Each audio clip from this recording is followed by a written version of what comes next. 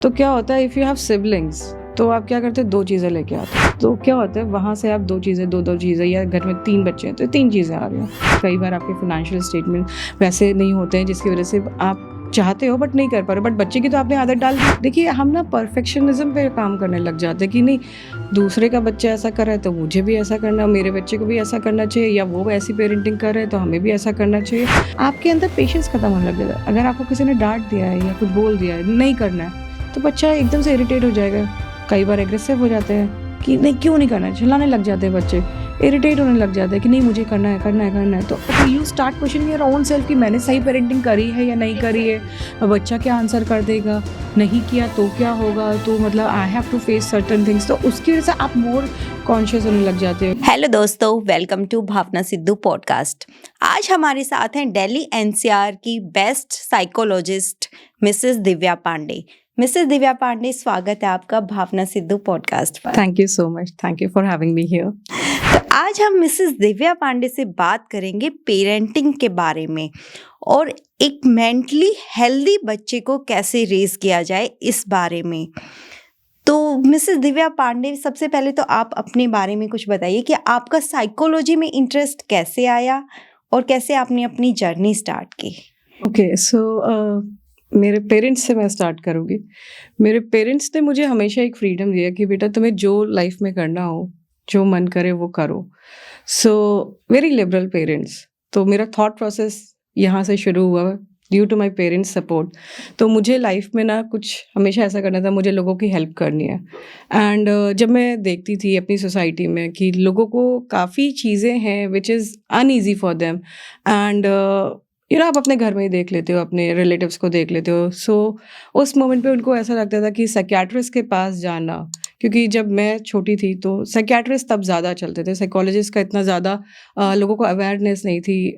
तो इसलिए लोगों को होता है कि साइकियाट्रिस्ट के पास जाना तो एक टैबू माना जाता था कि अगर आप साइकियाट्रिस्ट के पास जा रहे हो तो इसका मतलब you are mentally ill, you are not okay for the society. तो then it was a time I realise कि लोगों को ज़रूरत है। ऑफ कोर्स मुझे उतना एक्सपोजर उस मोमेंट पे नहीं था कि मुझे क्या करना है, बट ये एक थॉट मुझे तब आ गया था कि दिस इज समथिंग सोसाइटी हमारी डील नहीं कर पा रही है, कि लोग ओके नहीं हो पा रहे हैं, बट फिर भी वो डर रहे हैं लोगों के पास जाने के लिए। So of course as I said कि मेरे पेरेंट्स बहुत लिबरल थे, सो आई थॉट कि क्या मैं बेस्ट कर सकती हूँ। I learn about psychology. So मैंने अपना फिर मास्टर्स बैंगलोर से किया and I opted for this thing. In fact उस ड्यूरेशन में ऐसे टाइम थे कि जहाँ पे लोग आके मुझे बोल रहे थे कि साइकोलॉजी का कोई स्कोप नहीं है इंडिया में, what will you do after this. So I somehow had a zeal कि नहीं, मुझे करना ही है, मुझे लोगों को कहीं न कहीं किसी न किसी तरीके से उनको उस चीज़ के लिए ओके कराना है। It is okay not to be okay. कि हर बार अगर आपको स्ट्रेस हो रहा है, एंजाइटी हो रही है और you have behaviour issues, does not mean कि आप मेंटली फिट नहीं हैं और you have some mental disorder. So there it started.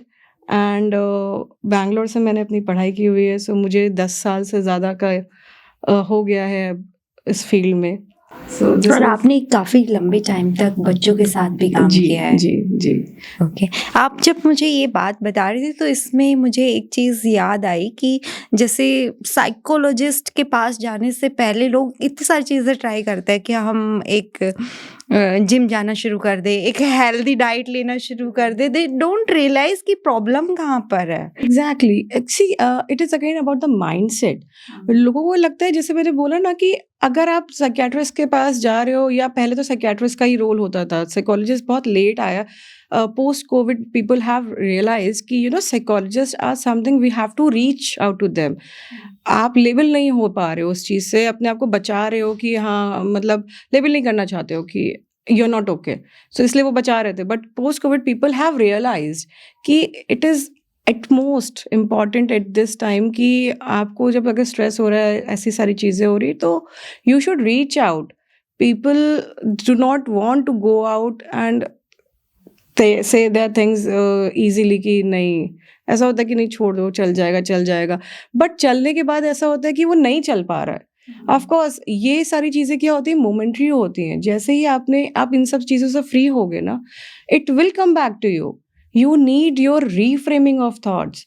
सो जब रीफ्रेमिंग होती है ना, तो आप ऑफ कोर्स आपका जो पिछला माइंडसेट है, you start working on that mindset, your approach, so that helps you out.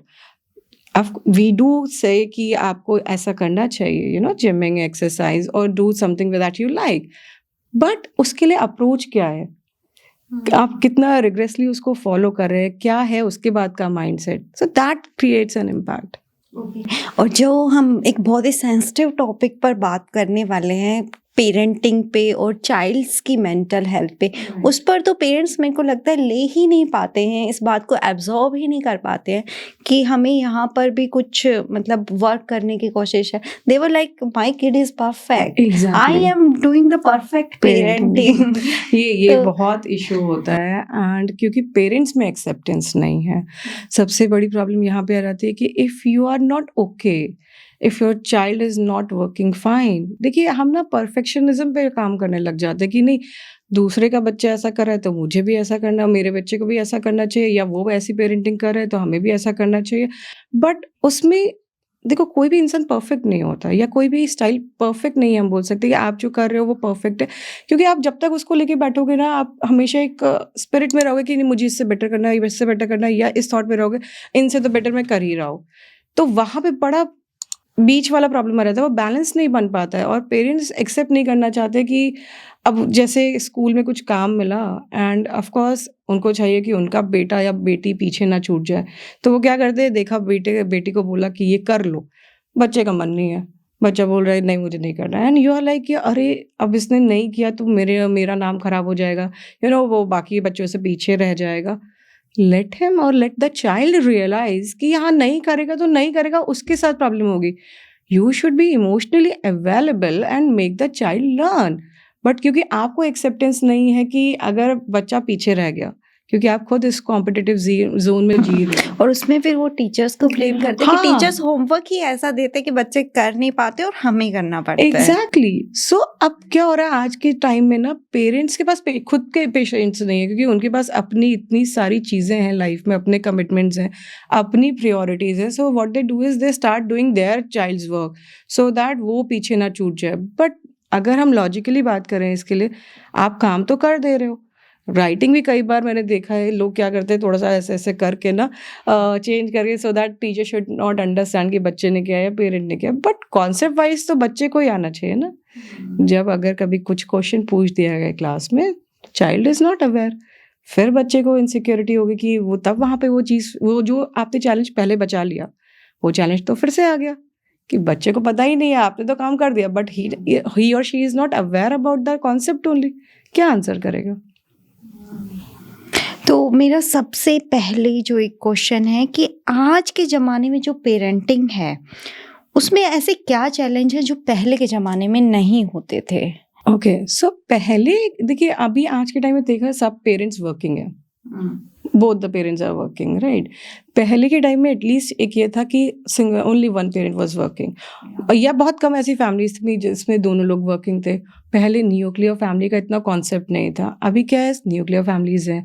पहले जॉइंट फैमिली का था कि एटलीस्ट अगर दोनों पेरेंट वर्किंग है तो ग्रैंड पेरेंट्स टेक केयर। आज के टाइम में ग्रैंड पेरेंट्स भी नहीं रहते हैं, you know, you are out of your town, you are out of your city, you are working somewhere abroad. Even in the same city, same हाँ, society, they हाँ, don't want हाँ। To live together. तो वही पहले, अब I पहले have seen this culture a lot is trending now. हाँ, क्योंकि देखिए patience, again you do not have that much of patience कि अब आप सब चीज़ें लेके चल लो, आपकी अपनी कमिटमेंट्स, अपनी प्रायोरिटीज है। So people do not want to adjust again, they do not want to accept कि यू नो अगर साथ भी रह लेंगे तो क्या हो जाएगा। तो दे प्रेफर कि their own lifestyle, they prefer कि हाँ मैं मेरे हिसाब से ही चीज़ें करूँ, they do not want to adjust. But life is all about adjustments, acceptance, how you perceive about it, what resilience do you have that about it. So लोगों को अब ये चीज़ ना ओवर द टाइम कम होती चली जा रही है, जैसे आप देख रहे होंगे बच्चों में भी नहीं है। तो पेरेंट्स के साथ साथ वो चीज़ एज ए जीन्स जैसे हम बोलते हैं ना, ट्रांसफ़र होता है, सेम ये चीज़ भी कैरी फॉरवर्ड हो रही है, बच्चों में भी पेशेंस की कमी आ रही है।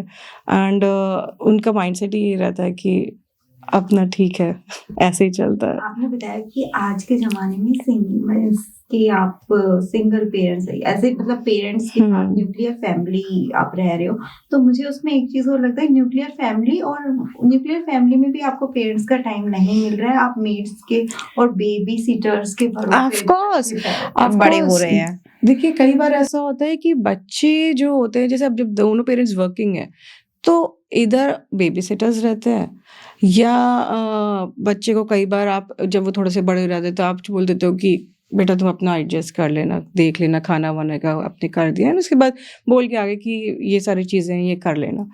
तो बच्चे या तो बेबी-सिटर पे रहते हैं या वो खुद से ग्रो हो रहे होते हैं। तो वो जो चैलेंज आता है ना बच्चों की लाइफ में कि अब क्या करना है? तो उस टाइम अब मेड तो उनको नहीं पता है कि आपको बेटा क्या करना है। तो एज़ अ चाइल्ड उनको जो समझ में आ रहा है वो करते हैं। बट अगेन आपकी पेरेंट्स की रूल बुक होती है। रूल बुक के हिसाब से वो चीज़ सही नहीं है। तो वहाँ पे फिर आपको आता है कि इसने ये नहीं किया, इसने वो नहीं किया।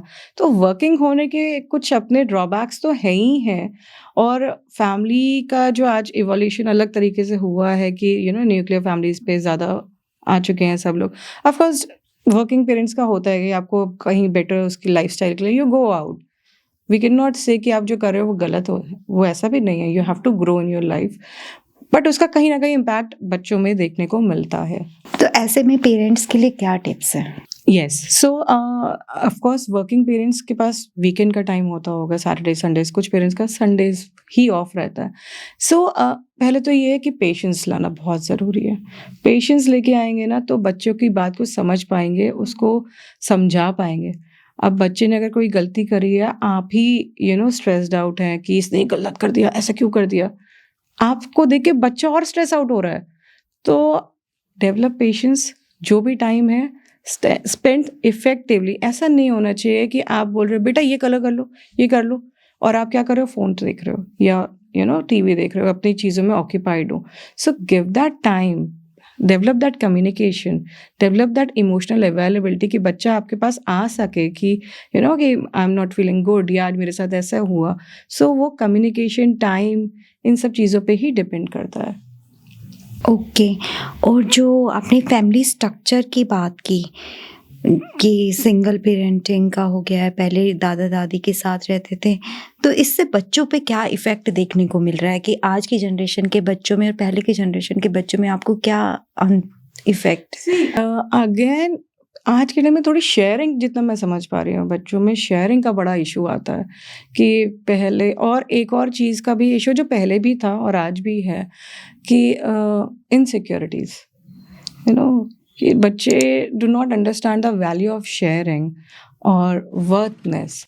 अभी क्या हो गया, वो चीज़ मेरी है, मेरे पेरेंट्स लेके आए हैं, they are more insecured about it कि मेरी चीज़ है, मेरे साथ ही रहेगी।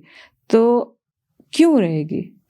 Parents should make them understand कि बेटा हर चीज़ की एक वैल्यू होती है, you have to give that much of time. अच्छा, अब इसमें एक और चीज़ आती है, अभी वो टॉय रखा हुआ है, आप बोल रहे हो बेटा खेल लो इससे, ऐसा कर लो, नहीं खेलना है। नया टॉय आया, उससे भी 10-15 मिनट या आधे घंटे खेला and they are just bored. Time बड़ा वैसा हो गया है क्योंकि बोर बड़ी जल्दी हो जाते हैं बच्चे इन सब चीज़ों में। तो अब क्या होता है कि आप बोल रहे हो खेल लो, नहीं खेल रहा है। जैसे ही कोई दूसरा बच्चा आया, in that way siblings also, ये उनके साथ भी होता है, वो अगर उससे खेलना शुरू करते हैं तो बड़ी प्रॉब्लम हो जाती है कि मेरा टॉय क्यों खेल रहे हैं। तो do not have that feeling of sharing, they do not understand the concept of sharing only, कि शेयरिंग क्यों करनी है। ओके। तो इस पे जो मुझे दिखता है कि स्कूल में बहुत जल्दी बच्चे जाना शुरू कर देते हैं और स्कूल में सबसे पहले they teach them sharing. Parents हैं वो भी मतलब अपनी साइड से तो बेस्ट कोशिश करते हैं कि बच्चों को शेयरिंग सिखाएं, बट फिर भी आजकल बच्चे शेयरिंग नहीं सीख रहे, तो कहाँ पर एक गैप है? सी ऐसा होता है ना कि पेरेंट्स के अंदर, मैंने जैसे बताया, पेशेंस वाला बड़ा प्रॉब्लम है। तो क्या होता है, इफ़ यू हैव सिबलिंग्स तो आप क्या करते हो, 2 चीज़ें लेके आते हो कि भई लड़ाई ना हो। लड़ाई अगर होगी तो of course they would be a part of it, सुलझानी तो उनको ही पड़ेगी। तो अब उनके अपनी कमिटमेंट्स हैं, अपनी प्रायोरिटीज़ हैं। तो क्या होता है, वहाँ से आप 2 चीज़ें, 2-2 चीज़ें, या घर में 3 बच्चे हैं तो 3 चीज़ें आ रही हैं। अगर वहाँ पे आप इफ़ेक्टिवली टाइम मैनेजमेंट की बात करें बच्चों को कि ये टाइम इसका है और इतने टाइम में ये खेलेगा, ये टाइम इसका है, इतने टाइम ये खेलेगी या वो खेलेगा। So this is how you do that. आप अपने लिए चीज़ें ईज़ी करने के लिए और कॉम्प्लेक्स कर रहे हो क्योंकि आप आज तो ले आए। नेक्स्ट फिर अभी फाइनेंशियल्स भी इसमें इन्वॉल्व होते हैं। कई बार आपके फाइनेंशियल स्टेटमेंट वैसे नहीं होते हैं जिसकी वज़ह से आप चाहते हो बट नहीं कर पा रहे हो, बट बच्चे की तो आपने आदत डाल दी। अब बच्चा इज़ एक्सपेक्टिंग कि अभी 2 चीज़ें आनी चाहिए। Somehow you are not able to afford it और you are not able to get it. कई बार फाइनेंशियल्स नहीं होते, नहीं मिल रहा, एक ही स्टॉक था, बच्चे में तो है ही नहीं वैल्यू ऑफ शेयरिंग, तो अब वहाँ पर झगड़ा हो रहा है। तो it is about the values that you make your child to learn. So उससे पहले पेशेंस इज अगेन जो बहुत इम्पोर्टेंट रोल प्ले है इसमें। ओके। और वर्किंग जो पेरेंट्स हैं वो मतलब इतना फास्ट पेस्ड आपकी लाइफ हो गई है, स्पेशली इन द सिटीज़, उसमें उस एनवायरनमेंट में आप क्या टिप्स दोगे? टाइम बट टाइम तो है नहीं ना, टाइम तो निकालना बहुत पड़ेगा। लिमिटेड टाइम है। लाइक सी अब जैसे क्या होता है, आप ऑफिस जा रहे हो, ठीक है, अब आपके सीनियर ने आपको बोल दिया है कि आज आपकी एक मीटिंग है, but you are not prepared and आपके पास टाइम भी नहीं है, एंड बोल दिया आधे घंटे में मीटिंग है, तो अब आप क्या करोगे? मना कर दोगे सीनियर को? क्या करोगे आप? कुछ ना कुछ मैनेज करेंगे ना। So this is again about the mindset, priorities, कि टाइम किसी के पास भी नहीं होता है बट निकालना पड़ता है। तो बच्चों को भी अपनी प्रायोरिटीज में लेके आएंगे ना, तो हमेशा आप टाइम निकाल लेंगे। सो इट इज़ हाउ, क्योंकि जब आपके पास प्रेशर नहीं है ना, वहाँ पे पेरेंटिंग में क्या एक लूप होल हो जाता है कि प्रेशर नहीं है, आप समझ नहीं पा रहे कि आज अगर आप वो टाइम बच्चे को दे देंगे तो उसकी वैल्यू क्या होगी, और आप अगर वो टाइम नहीं देंगे तो बच्चे के ऊपर क्या इम्पैक्ट होगा। वो later in their adulthood when the child will realise, then you will feel that importance कि काश मैंने उस टाइम ये ज़्यादा प्रायोरिटाइज कर दिया होता, उतना टाइम दे दिया होता, क्योंकि बिजी तो हर कोई है। It is how you take it. But मुझे ऐसा लगता है कि कोई भी परफेक्ट पेरेंट्स नहीं होते, और हम पेरेंट्स फर्स्ट टाइम बने होते हैं, तो हमारे पास कोई एक्सपीरियंस भी नहीं होता।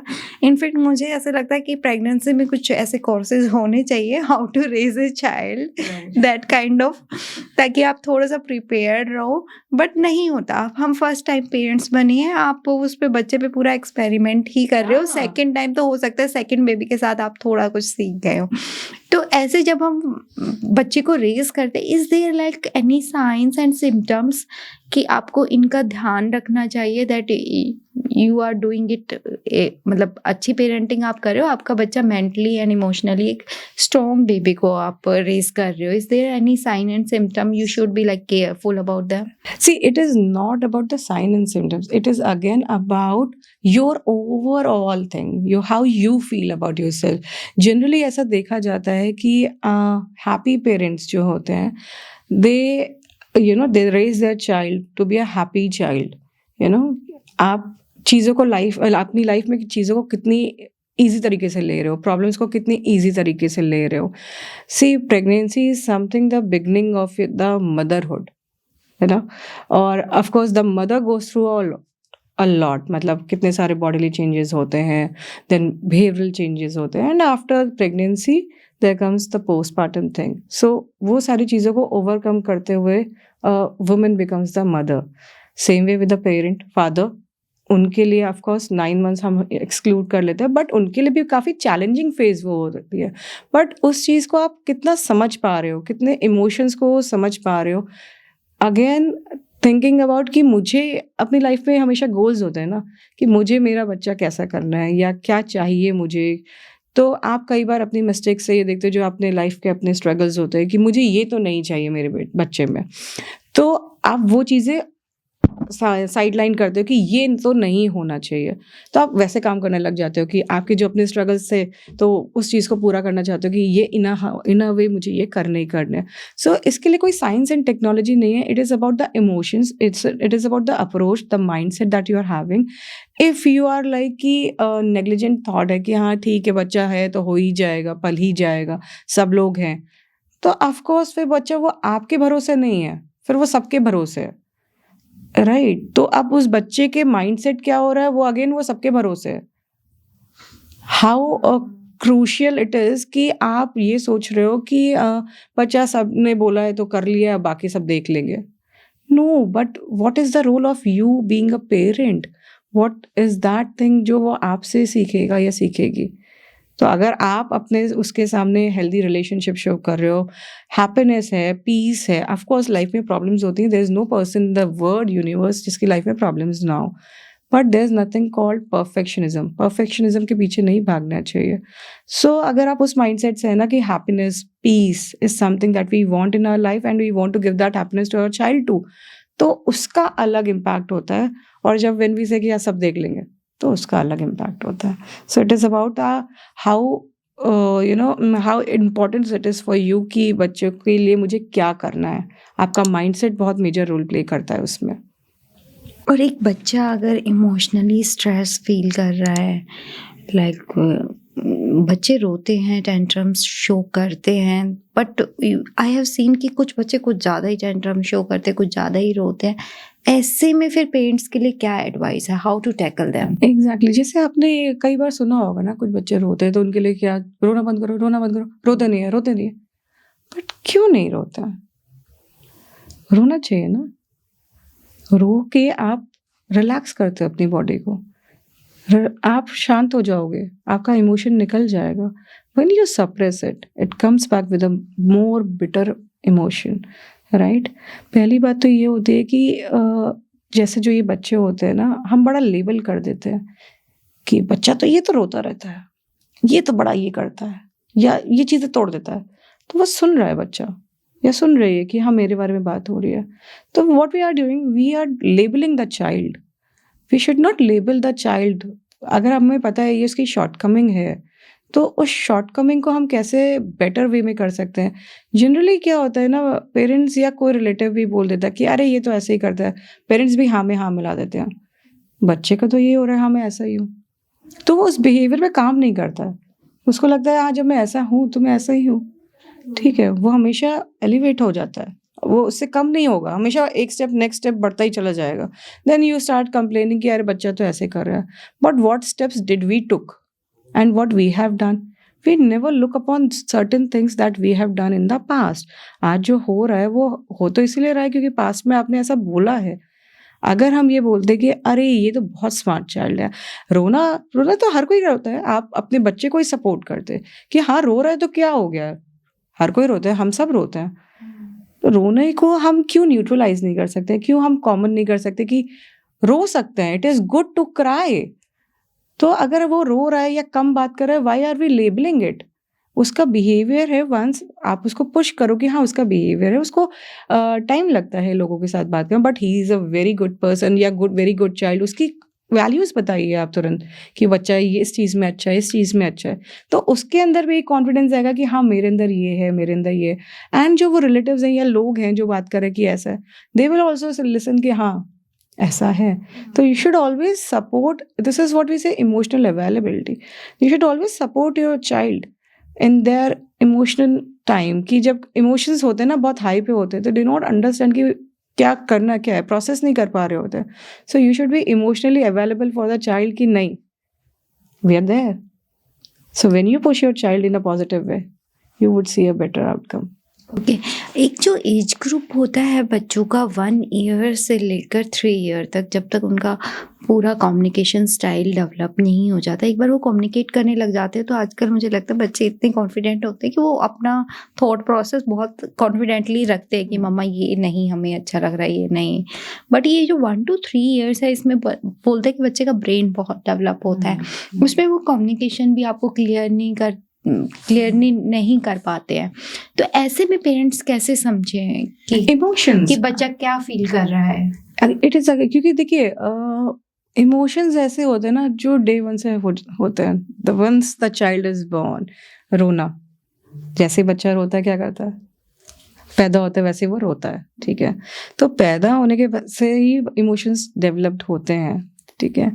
तो अब क्या होता है जब बच्चा रो रहा है, फेशियल एक्सप्रेशंस, बॉडी लैंग्वेज आप देखते हो ना, बच्चा सो के उठा है एकदम से कर रहा है, you have to read, you have to understand कि क्या हो रहा है, what possible. See as a new parent, first time parent, बड़ा स्ट्रगल होता है इनिशियली कि क्या करना है क्या नहीं.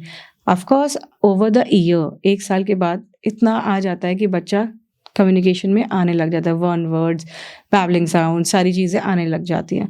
तो उसके बाद धीरे धीरे 2 वर्ड्स पे आता है, 3 वर्ड्स पे आता है, फिर धीरे धीरे सेंटेंसेस पे आता है.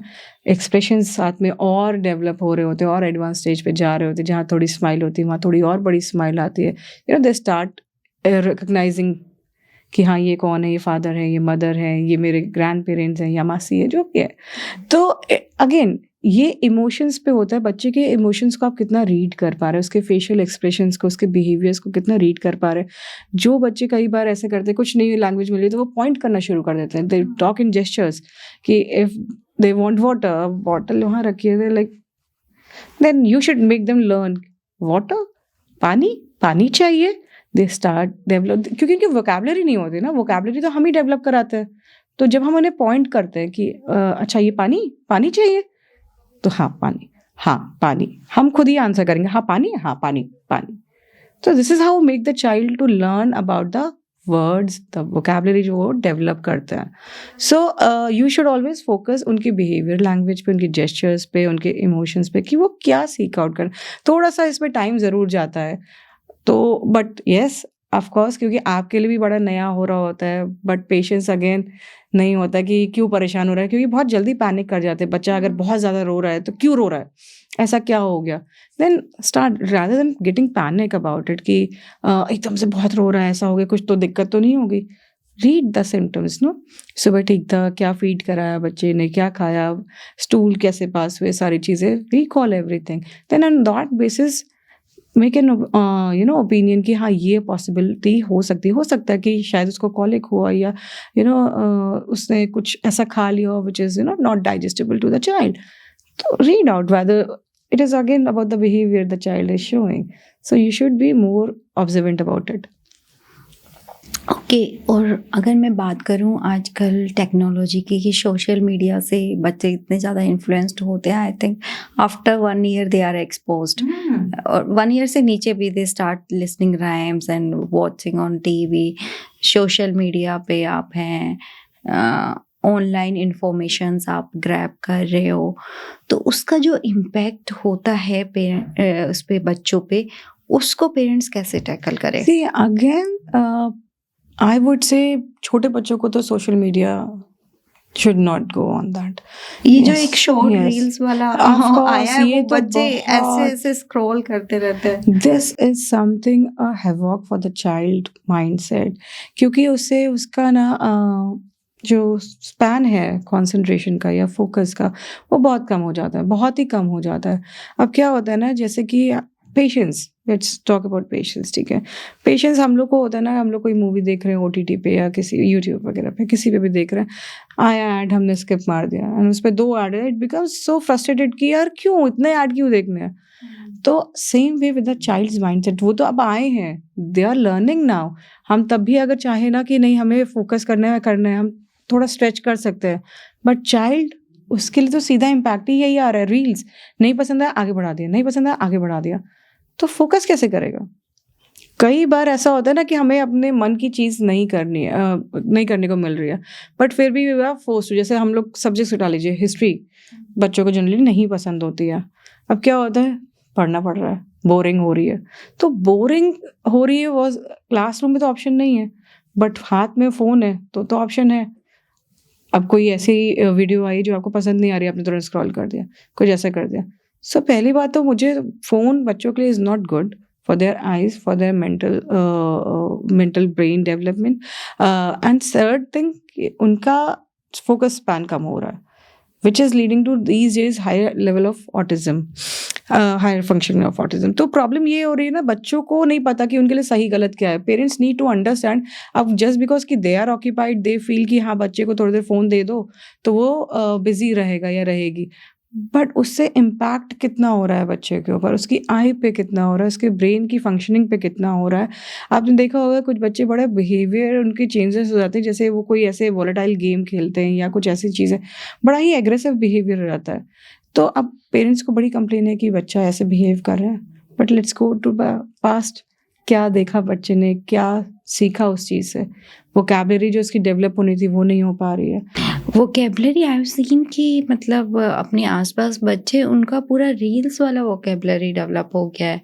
मतलब वो पार्क में भी आते हैं, दे आर लाइक यूट्यूबर के जैसे वो बात करते हैं, और जैसे मतलब आई डोंट थिंक कि उनके पेरेंट्स उस टोन में बात करते होंगे जिस टोन में बच्चे बात करते हैं, तो वो उसी से इन्फ्लुएंस्ड हो रहे हैं। एंड इज इट लाइक कि हाइपर एक्टिव भी बच्चे? यस ऑफ कोर्स, जैसे मैंने बोला ना, बिहेवियर बहुत होता है।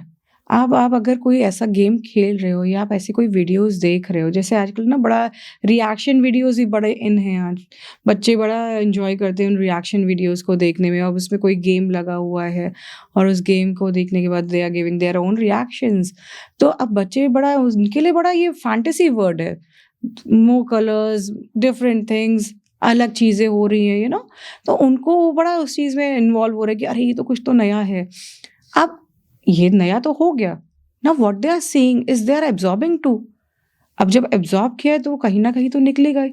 सो ना अब क्या होता है उससे आपका जो फ़ोकस तो मैंने बताया ही है, आपके अंदर पेशेंस खत्म होने लग जाता है। ओके, बट मैम इसके साथ एक चीज़ और भी है जो मुझे लगता है कि आपने अपने बच्चे को तो रोक दिया, रील्स नहीं दिखाया और फ़ोन का भी चलो लिमिटेड आपने एक्सेस दिया, बट जब वो स्कूल में जाते हैं, पार्क में जाते हैं, बच्चों से मिलते हैं, वो फिर उसी टॉपिक्स पे बात करते हैं। फिर आपके बच्चे को लगता है कि यार मैं तो यहाँ पे कुछ मुझे चीज़ें नहीं पता है, मेरे को तो वो जलन थोड़ा-सा होता है। जलन होता है, उनको थोड़ा-सा एकदम पिछड़े वाला महसूस होता है। लो कॉन्फिडेंट वो फील करते हैं। तो हम तो बच्चे को अच्छा वो करना चाहते हैं, बट हो जाता है वो अलग वे में। अलग वे में। बट अगेन इसमें देखिए जैसे आपने बोला मैं अपने बच्चों को कंट्रोल कर सकती हूँ, आप अपने बच्चों को कंट्रोल कर सकते हो कि क्या देखना है, क्या नहीं देखना और कितनी देर देखना है। So this is totally on the parents. They should be more vigilant, they should be more observant कि बच्चा देख क्या रहा है। कि अब आजकल जनरली मैं सजेस्ट करना चाहूँगी पेरेंट्स को कि यूट्यूब अगर है तो YouTube should not be given to child. YouTube kids है, go for YouTube Kids if you want to. There are certain other YouTube kids also मुझे लगता है यूट्यूब किड्स में यूट्यूब के पास टेक्नोलॉजी की कोई कमी नहीं है, वो उस पे और कंट्रोल्स लगा सकते हैं, but they don't do it क्योंकि of उनको भी course see everyone here is there in their own business field, ठीक है।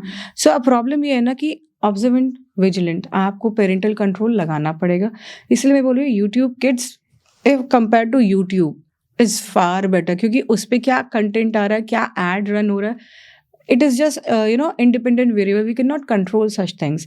सो यूट्यूब किड्स पे at least we have certain things कि ये तुम्हारे एज, अच्छा उसमें एज लिस्ट का रहता है कि आपको किस एज में चाहिए क्या दिखाना है बच्चे को, that also you can select. So that is why I am not promoting YouTube here, but still I feel कि there are certain OTT platforms which you should go for. Otherwise, I would say rather play with them, go and watch some movies with them. There are many learn movies, there are many motivational movies which a child should know कि हाँ ये उनको उससे value, caring, responsibility, time, money, ये सारी चीज़ों की बहुत अच्छी अच्छी मूवीज़ बनी हुई हैं, वो सब देख सकते हैं। But again coming back to the point कि बच्चों के लिए ना प्रॉब्लम ये हो जाती है कि डिफ्रेंसिएशन कहाँ पे है। आपने मुझे ये अलाउ कर दिया, ये नहीं करने दिया, तो you should have again patience, calmly समझाइए। और वो जो लो सेल्फ एस्टीम की हम बात कर रहे हैं, बच्चे को ये पता होना चाहिए कि क्यों होता है लो सेल्फ एस्टीम बच्चों में, क्योंकि जब हम उन्हें डिसीजन मेकिंग नहीं करने देते हैं, जब बच्चा डिसीजन मेकिंग करेगा ना तो ऑफकोर्स उसको वो कॉन्फिडेंस रहेगा कि हाँ, and there is always a saying कि राइट एंड रॉन्ग का डिफरेंस पता होना चाहिए। तो बच्चे को राइट एंड रॉन्ग का डिफरेंस तब पता चलेगा जब हम डिसीजन मेकिंग करने देंगे। जब हम डिसीजन मेकिंग नहीं करने देते हैं इस डर से कि गलत हो जाएगा, गलत हो जाएगा, give them a chance to explore ना, गलत होगा तो क्या होगा, लेट देम लर्न।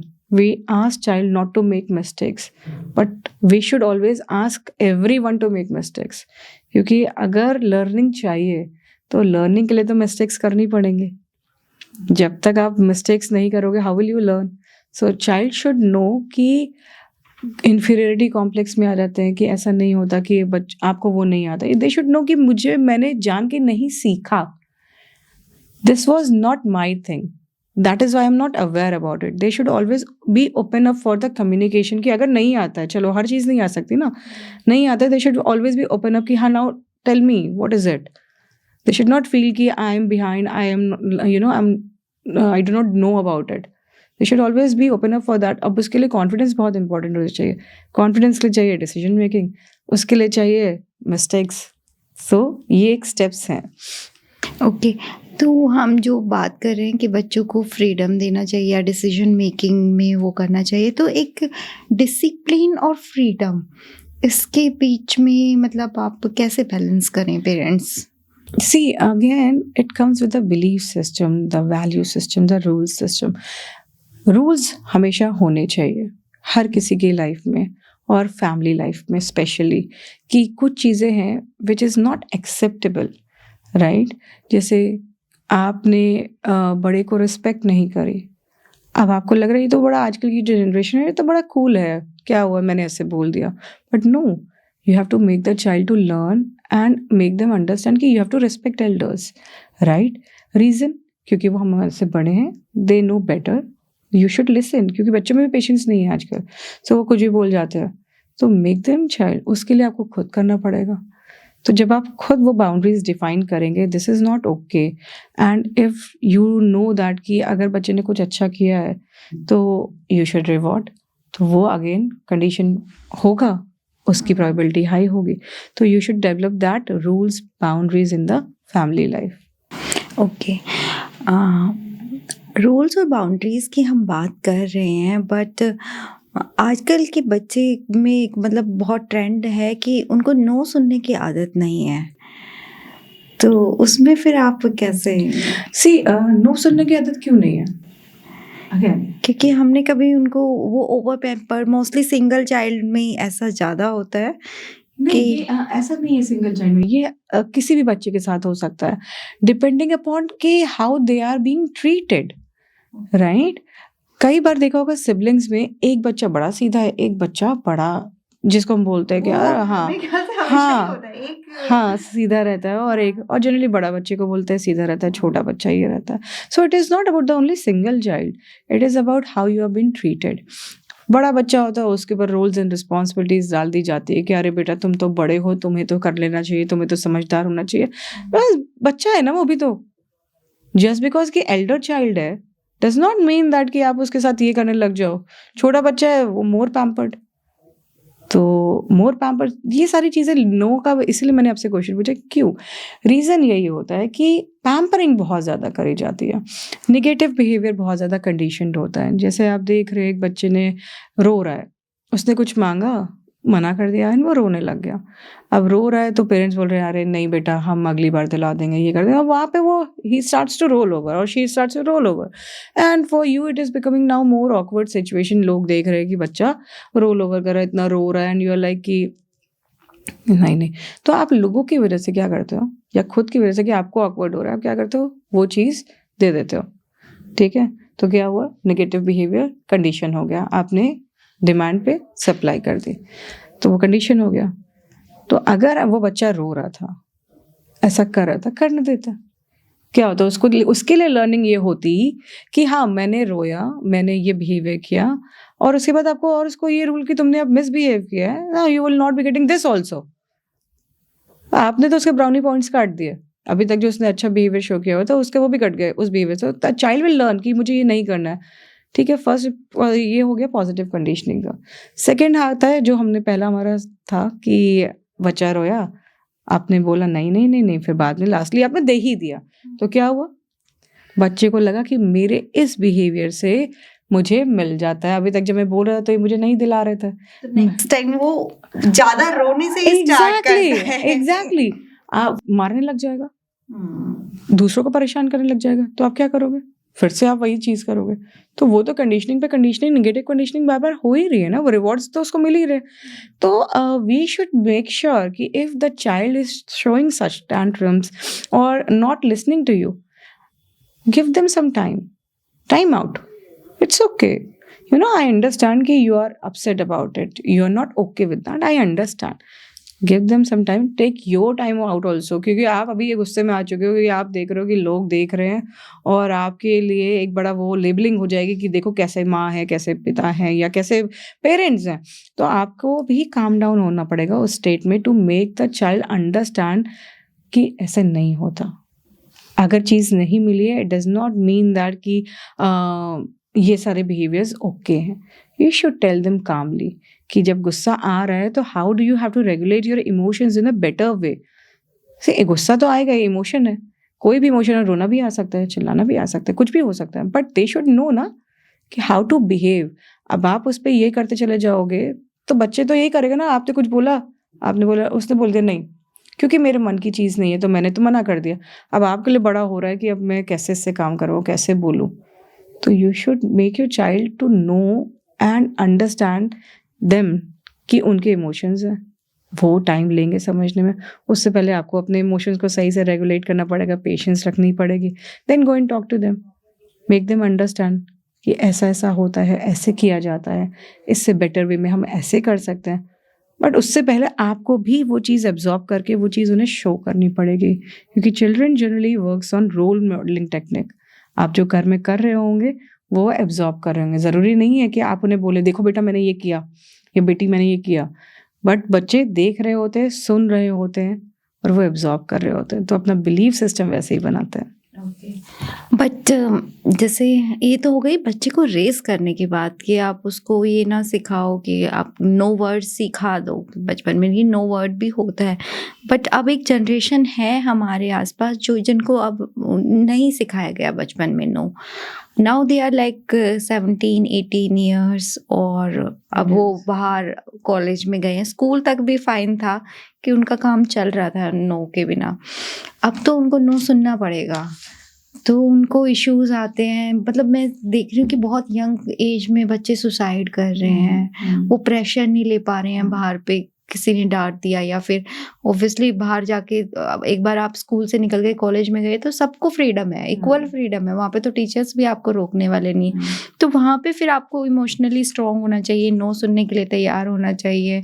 बुली भी हो गए आप, उसको भी टैकल करना आना चाहिए, बट नहीं आता है। तो उस स्टेज पे जाके फिर पेरेंट्स क्या करें, कैसे हेल्प करें बच्चे की, या खुद की कैसे हेल्प करें? अगर हम इनिशियल लेवल की बात करते हैं तो क्या होता है ना, ये सारी चीज़ें ना बच्चों को बचपन से ही डाल देनी चाहिए। क्योंकि जब बड़े होते हैं ना, तो अगर आपके अंदर बचपन से पता है कि हम नो चीज़ भी एग्जिस्ट करती है, it is okay to hear no from others. क्या होता है ना, यहाँ पे पेरेंटिंग का बड़ा क्रूशियल रोल प्ले होता है। क्योंकि पेरेंट्स, जैसे मैंने बताया ना कि जो पेरेंटिंग्स होती हैं वो हमारी डिफरेंट टाइप की पेरेंटिंग्स होती हैं। आजकल की जो पेरेंटिंग चल रही है वो चल रही है हेलीकॉप्टर पेरेंटिंग, कि पेरेंट्स ही सब काम कर दे रहे बच्चों का, बच्चों पे कोई वो नहीं है कि हाँ नहीं मुझे करना है। और दिस हेलीकॉप्टर पेरेंटिंग में मुझे लगता है कि शादी के बाद भी बहुत इश्यूज होते हैं ऐसे बच्चों को। ऑफ कोर्स होते हैं, क्योंकि they are not dependent because on girls are themself. Also equally pampered now. Exactly, क्योंकि they are dependent on others. No, मेरा काम तो ये करेंगे, अब बट वो ये करेंगे इज नॉट अवेलेबल नाउ। तो प्रॉब्लम वहां से शुरू हुई। अब क्या करना चाहिए, तो it is something you need to understand the requirement कि अब वो टाइम नहीं है। I have grown up now.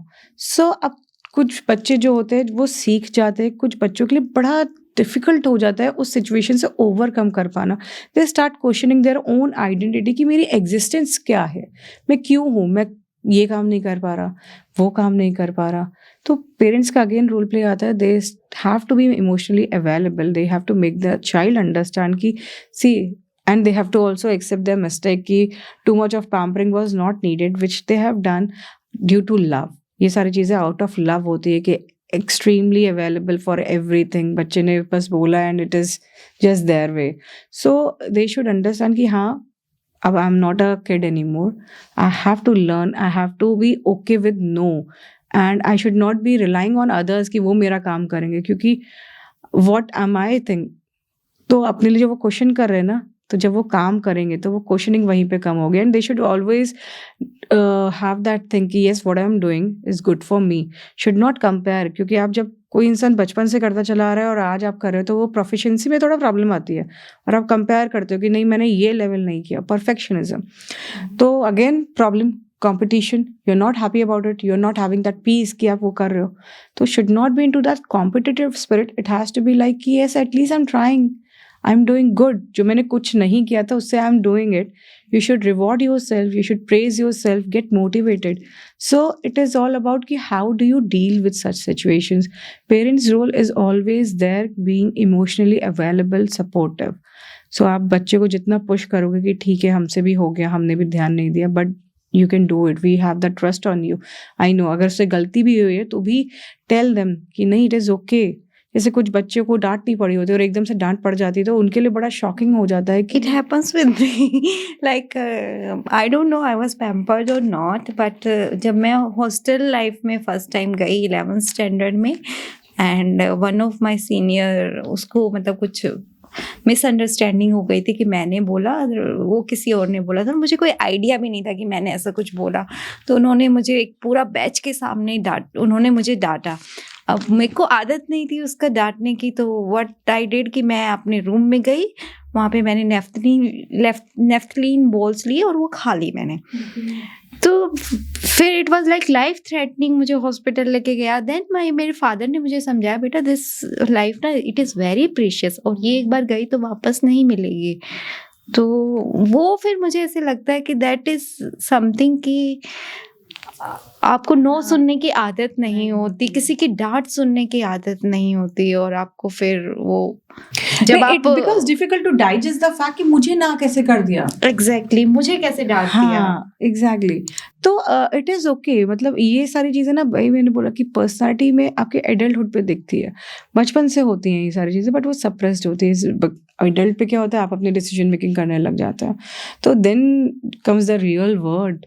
आप अपने कर रहे हो, लोग अपने डिसीजंस ले रहे हो घर में। इनिशियली आप अपने 5 लोग 6 लोग 4 लोग या चलो मैक्सिमम 10 लोग, आपके हिसाब से आप खुश हो रहे हो, चलो अच्छा ये कर देते हैं, चलो भावना को ये पसंद है ये कर देते हैं, बट बाहर के लोग ऐसे नहीं है। Why will they please you?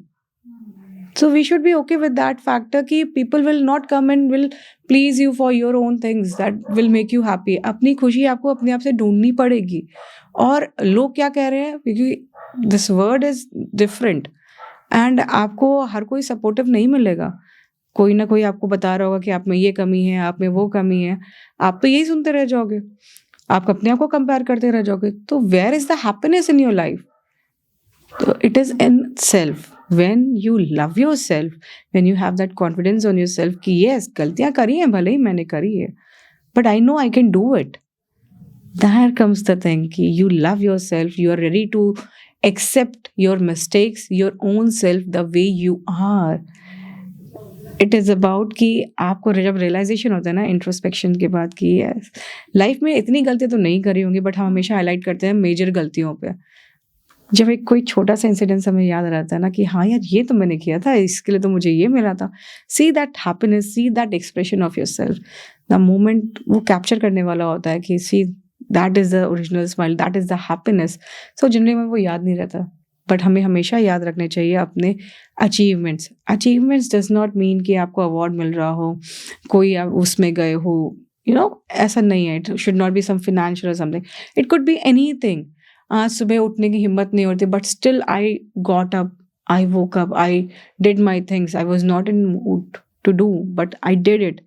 That is also an achievement where you are surpassing your own believes, your own limits, कि इसके बाहर जाके मैंने किया है। That counts and that you should reward and that is something will make you happy about it. Okay, and is it important कि आप जब एक बार एक ये जो फेज़ है आपकी लाइफ में आ रहा होता है, आप स्कूल लाइफ से निकलकर कॉलेज लाइफ में जाते हो, तो एक काउंसलिंग हेल्प होनी चाहिए किड्स के लिए? ऑफ कोर्स, बिकॉज मेरे को ऐसे लगता है ये ट्रांजिशन काफ़ी बहुत बड़ा transition- ट्रांजिशन होता है।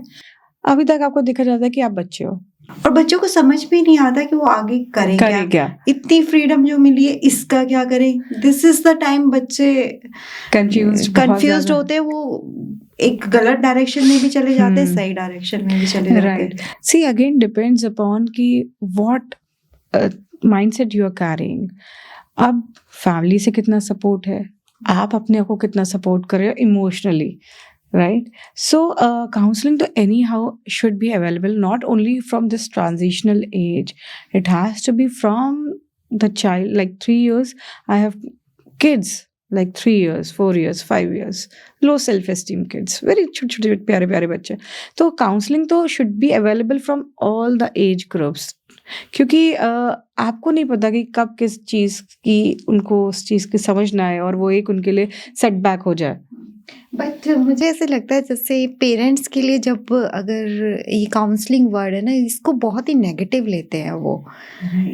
But it happens with me also. जैसे मैं अपनी बेबी का स्कूल एडमिशन के लिए मैं गई, तो प्रिंसिपल ने मुझे बोला कि हमें एक इसका प्रोग्रेस रिपोर्ट चाहिए डॉक्टर से, you have to go there and they will counsel your child. तो हम लोगों को ऐसे लगा कि मतलब हाउ शी डेयर्स टू, हाँ, of course she is fine, she is good child. हाँ, तो everything is so good, how she dares to suggest us like that. Then anyhow we went there और उन्होंने counselling की and it was a good session, और उसके बाद हमें अच्छा फील हुआ। बट जाने से पहले वाला वो जो फेज था ना, वो हमारे लिए एक काफी ऑफ कोर्स वो चैलेंजिंग हो जाती है। You start questioning your own self कि मैंने सही पेरेंटिंग करी है या नहीं करी है, बच्चा क्या आंसर कर देगा, नहीं किया तो क्या होगा, तो मतलब I have to face certain things. तो उसकी वजह से आप मोर कॉन्शियस होने लग जाते हो, क्योंकि आपको काउंसलिंग का एग्जैक्टली जनरली क्या होता है ना, लोगों को लगता है काउंसलिंग मतलब जाके कुछ तो ऐसा हो रहा होगा, वो ज्ञान देंगे, वो कर लेना है, या ये नहीं कर पा रहे हो तो।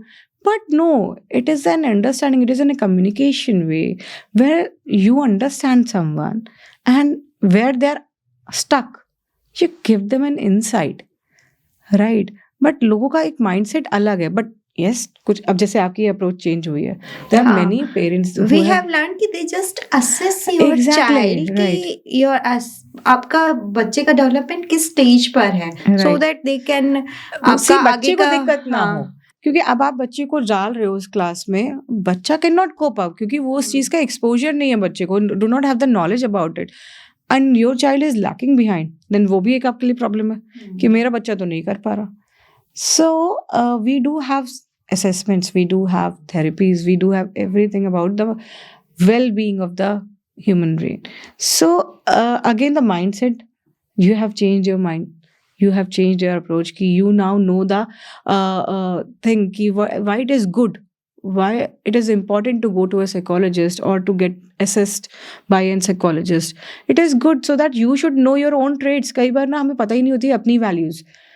So अभी मैं आपसे अगर बोलूँ Bhavana, tell me your 5 values, so you'll be like अरे I can tell you 2. हाँ, मतलब स्टार्ट मैं बड़ी कॉन्फिडेंटली करूंगी बट फिफ्थ तक आते आते शायद मैं स्टक हो जाऊंगी। and if I ask you, tell me your 3 weaknesses, you like अरे I'll just tell you now. So it is like you do not value yourself, you do not remember your strengths, so they help you in that way to have a better mindset, have a positive mindset. So these are the certain perks of visiting psychologists where you actually can meet yourself. Because अभी तक हम जो रहते हैं ना, वो एक इस डायलेमा में रहता है कि मुझे लोगों के लिए ये करना है, मुझे लोगों को वो करना है, यू नो, पीपल प्लीजिंग। सो ये करेंगे तो वो खुश हो जाएंगे, वो करेंगे तो वो खुश हो जाएंगे। At the end does it make you happy? कुछ लोग को करता होगा जब वो उनके चेहरे पे स्माइल कर देखते होंगे, बट कुछ लोग को नहीं भी करता होगा। क्यों? क्योंकि उन लोग के चेहरे पे वो स्माइल नहीं आई, वो आपकी एक सर्टेन एक्सपेक्टेशन होती है, they should behave in certain ways, और वो आपको उससे मिलता जुलता नहीं मिला, तो you become unhappy about it, and then you like इतनी मेहनत करी और मेहनत के बाद क्या हुआ? तो does it make you happy? No, of course not. So you should always worth your feelings, worth your values कि yes, I am more than that. ठीक है, नहीं किया next time से don't do it. Boundaries. Do not please people. First please yourself. Make yourself a priority. Right. Okay ma'am, इसके अलावा जो life में कुछ ट्रांजिशन होते हैं, जैसे पेरेंट्स का सेपरेशन हो रहा है, फाइनेंशियल इश्यूज एकदम से लाइफ में आ गए हैं, उनसे बच्चे को कैसे टैकल करना सिखाया जाए? ऐसा ये जो स्टेज होता है, ये बड़ा ही इमोशनल ओवरवेलमिंग स्टेज होता है। जैसे मैंने आपको भी एक एग्जांपल दिया था ना कि टॉयज़ वाले को लेके, कि अभी तो आपने 2-2 टॉयज़ ले दिए, आप नहीं ले पा रहे हैं, तो क्या करना चाहिए? अच्छा, पेरेंट्स चीज़ें बताना नहीं चाहते कि बच्चे नहीं समझेंगे, बट बच्चे बड़ा समझते हैं, हर चीज़ देखते हैं, और जब आप उनको उस चीज़ में इन्वॉल्व करेंगे ना, you tell them communication, you have that effective communication with them, they will understand. अब of course अगर आपने बच्चे को पहले ही इतना बिगाड़ दिया है कि उसको पता ही नहीं है value of time, value of money and value of people, the child will not understand. अगर आपने इतना दिया हुआ है तो of course the child will understand. अब इसके बाद बोलते हैं रीलोकेशन वगैरह हो गया। रिलोकेशन, बच्चे के फ्रेंड्स चेंज हो जाते हैं, स्कूल चेंज हो जाता बहुत है। बहुत बहुत बच्चे को टाइम लगता है। जैसे अगर आप देखो कि जो आर्मी और एयरफोर्स के बच्चे होते हैं, उनके बच्चों का थोड़ा सा मुझे ऐसे लगता है कि वो सोसाइटी में उतनी जल्दी वो मिंगल नहीं कर पाते जितना हम लोग करते हैं। राइट। तो देखिए एक और इसमें चीज़ है कि that is something coming from a different background only. अब आर्मी के बैकग्राउंड में आती है बड़ी डिसिप्लिन्ड ऑर्गेनाइज चीज़ें आती हैं।